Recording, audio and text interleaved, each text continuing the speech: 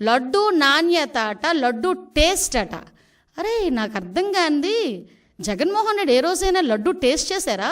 తిరుమల తిరుపతి దేవస్థానం ప్రసాదం లడ్డూని ఆశీర్వాదానికి అక్షతలు వేస్తేనే 10 సార్లు దూకున్నాడు అక్షంతలన్నీ అయిపోయినంత వరకు. ప్రతి టీవీ వాళ్ళు కూడా చూపించారు. అది ఎక్కడ? మండపంలోనే. ఎక్కడ ఆశీర్వాదం ఇచ్చిన ఆ మండపంలోనే. ఇంకా సాల్వ్ అయ్యక ముందే అక్షంతలు వేసిన దానికి, ఆ పంతులు అక్షంతలు వేసిన దానికి మనమైతే ఆ అక్షంతలు ఎప్పుడు ఉంటాయా? ఉంటే బాగున్ను, రోజంతా ఉంటే బాగున్ను, ఆశీర్వచనం అనుకొని మనం చక్కగా బయటకు వస్తాం. అక్కడే 10 సార్లు దువ్వాడు ఆ క్రాఫ్ని. దువ్వేసి తీసేసినోడు ప్రసాదం గురించి మాట్లాడుతున్నాడు. తప్పిసారి ఎవరైనా ప్రసాదం ఇస్తే టిష్యూ పేపర్లో చుట్టూ పక్కకు పెట్టే వీళ్ళు లడ్డు నాణ్యత గురించి, టేస్ట్ గురించి ఈయన చెప్పడం, మేం వినడం, అది మా దౌర్భాగ్యం. ఇటువంటి పరిస్థితుల్లోని మాట్లాడి ఈయన లడ్డు టేస్ట్ గురించి, అరే ఈ లడ్డు టేస్ట్ ఎక్కడ మనకి ప్రాబ్లం వచ్చింది అని చెప్పి ఆ రోజే జూన్ నెలలోని 12, 20, 25 తారీఖులు, జూన్ 4న వచ్చిన లారీల్లో 4 సంబంధించి నెయ్యి ట్యాంకర్లని ముందు యూజ్ చేశారు.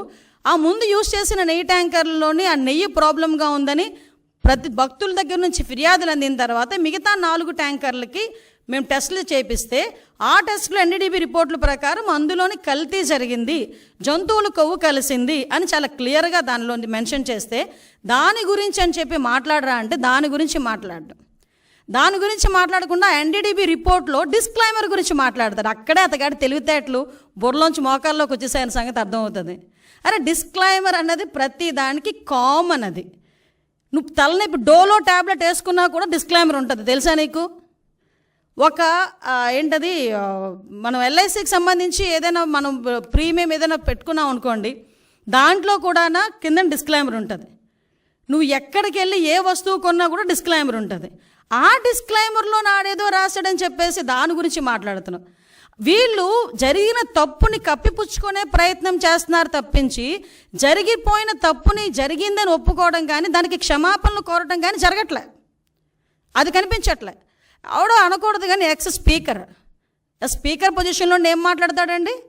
ఆవిడ పామాయిలు ఈ సంబంధించిన ఆయిల్ ఫుడ్ ఎక్కువ తినేసిందంట, అందుకని ఆ వచ్చిన పాలులోని అందులోకి వచ్చిన నెయ్యిలోని కూడా కొవ్వు కలిసిందట. ద గ్రేట్ జనరల్ సెక్రటరీ, అతను పెద్ద లాయరు, అతగాడు మాట్లాడతాడు పంది కొవ్వు రేట్ల గురించి మాట్లాడతాడు. అంటే వీళ్ళ తాలూకా స్థాయి, వీళ్ళ తాలూకా ఆలోచన పరిజ్ఞానం ఎలా ఉందో ఆలోచించండి. అంత కాస్ట్లీ పంది కొవ్వట ఈ నెయ్యిలో కలిపేస్తారా అని అడిగాడు. అంటే అతగాడి తాలూకా తెలివితేటలు ఇలాంటి వాడిని పెట్టుకుని చేశారు. దీవన్నిటికీ కూడా సిట్ ఏర్పాటు చేస్తే సిట్ కూడా సొంత మనుషులతో చేయించారు సిట్ అన్నాడు. లేకపోతే సాక్షి ఉద్యోగస్తులతో ఏమంటారా? సాక్షి ఉద్యోగస్తులతో వేసేది సిట్టు కాదయా, ప్రభుత్వ ఉద్యోగస్తులతో వేసేది సిట్టు. ఈ అధికారులందరూ కూడా నీవు పనిచేసినప్పుడు, నువ్వు ముఖ్యమంత్రి ఉన్నప్పుడు కూడా పనిచేసిన వాళ్ళే. ప్రభుత్వ ఉద్యోగులు, పోలీస్ డిపార్ట్మెంట్ వాళ్ళు ఒక ఐజీ ర్యాంకర్ని సిట్ ఏర్పాటు చేసి ఆ సిట్కి మీరు సిట్కి మొత్తం అంతా రెడీ చేసి దర్యాప్తు చేయండి అని చెప్తే ఆ సిట్టు మీద కూడా మీరు కామెంట్ చేస్తున్నారంటే మీరు తప్పుని కప్పిపుచ్చుకోవడానికి ఎంత ప్రయత్నం చేస్తున్నారు?